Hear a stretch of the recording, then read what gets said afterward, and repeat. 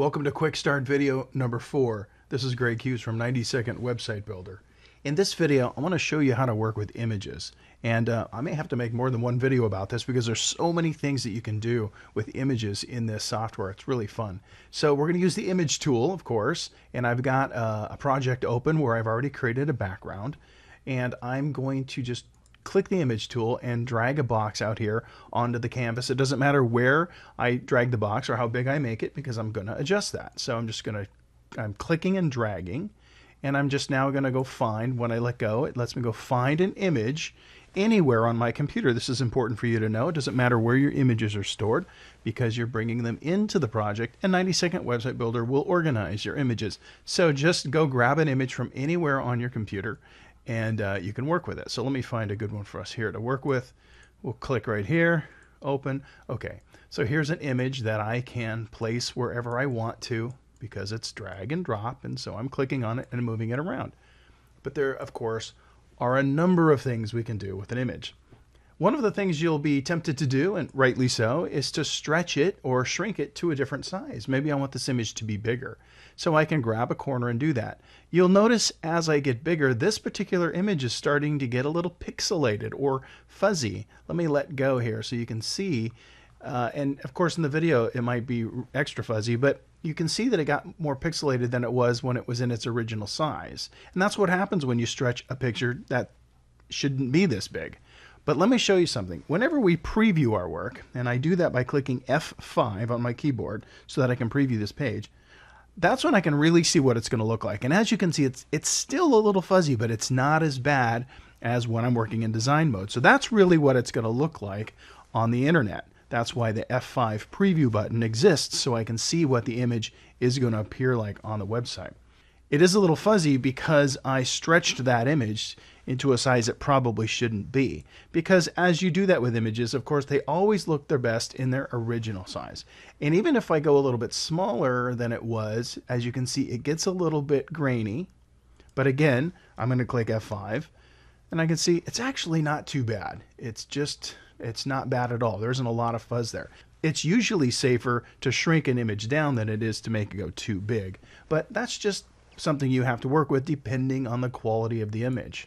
Now, the best size this image should be is its original size. So what I can do is I've just selected it, as you can see it, and I'm going to right click on it, and I'm going down here to restore original size.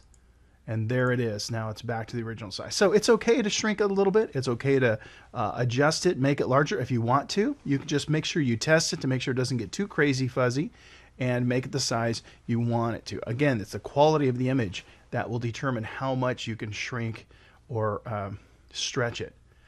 You can always get to the image properties by double clicking on the image. So I'm going to do that right now.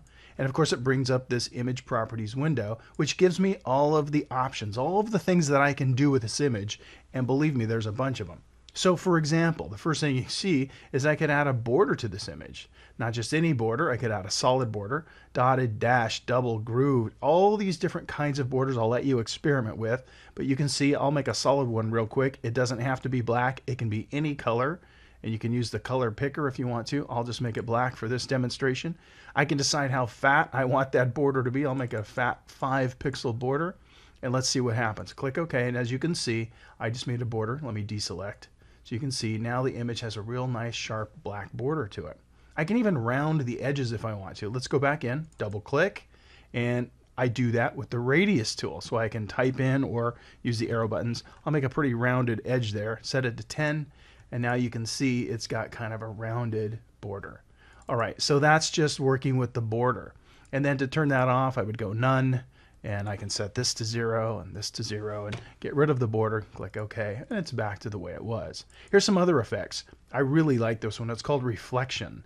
So this is based on percentage. So right now it's not reflecting, so it's 0. If I wanted full reflection, I would go to 100, click OK, and you'll see that the image, this is so neat, it looks like it's standing on sort of a mirror. You see the reflection is down here. But that's a pretty strong reflection. In fact, it's the strongest, it's 100%, so I can adjust that. So for example, let's say I set it to 50, I have a little more subtle reflection for my image. What a great way to make an image really pop off the screen. And speaking of that, and let me set this back to 0. making it pop off the screen, let's look at some of the effects that you can do. That's this tab right here. One of the things you can do is make a shadow. I do this a lot for my images. It's a very subtle thing to do, but it makes an image look, gives it a little bit of dimension. So I'm going to set the number of pixels it will be, the shadow will offset horizontally and vertically. So let's set this to, oh, I don't know, let's say about 5. And just to show you how it looks, I'm not going to adjust anything else. I'm just going to leave this at 5. I'm going to make the shadow color be black. I'm going to make it blurry, which is it defaults to 10. That's just kind of a slight blur, and fully opaque. Watch what happens. You see I've got this little shadow, this little drop shadow on the edge. And you see the difference now. By having a shadow, it really does give it some depth, and it's a nice thing to do. But of course, as you can see, I can control all of the features of even that shadow. Let's go back to effects. I can make it less opaque or more transparent, however you want to say it. I can make it much blurrier. I'll just double that. And of course, I can make the offset be bigger or wider, deeper, however you want to say that.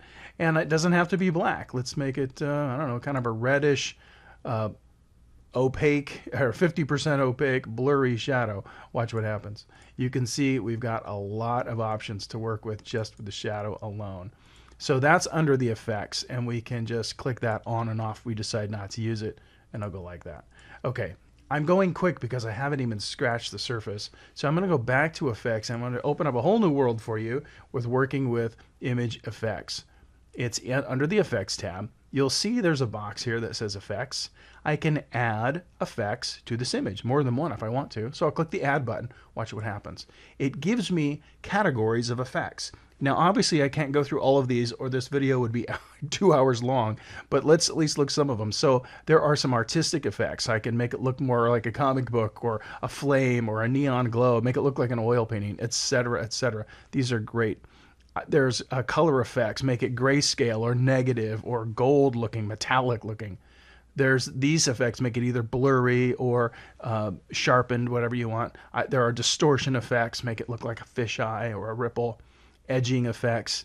There are noise effects that make it look sort of jittery. And then there are these other miscellaneous effects such as embossing. I'll pick one so you can see what it looks like. Here's one that's kind of fun called button eyes. What it does, it makes the effect look like a button. So I'm going to click button eyes, and then it gives me a preview of it. You see how it sort of made it look like a button. I even can set the angle of that button, the height, the elevation, how deep that button is. So I have all kinds of things I can do here. I can change these numbers all I want, and then click OK, OK. And now my image just has this sort of button rounded look. So I could even use this to turn it into a button. All I'd have to do is add a link to it. I double click on it and go to link, and I turn this into a link. We'll talk about links in another video.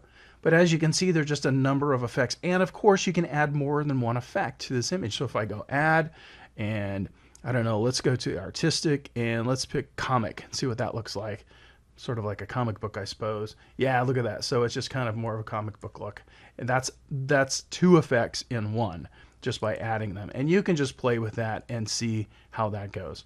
So if you don't like your effects, all you got to do is you can click on one and remove it, or you can just remove them all by going like this and getting it back to where it was. So that just gets you off to a start in working with images and their effects in 90-Second Website Builder. In the next video, I'm going to take working with images to a new level. We'll talk about turning this into a link and making your images look really good next to text and other objects so that as you work with images in 90-Second Website Builder, they'll look their best.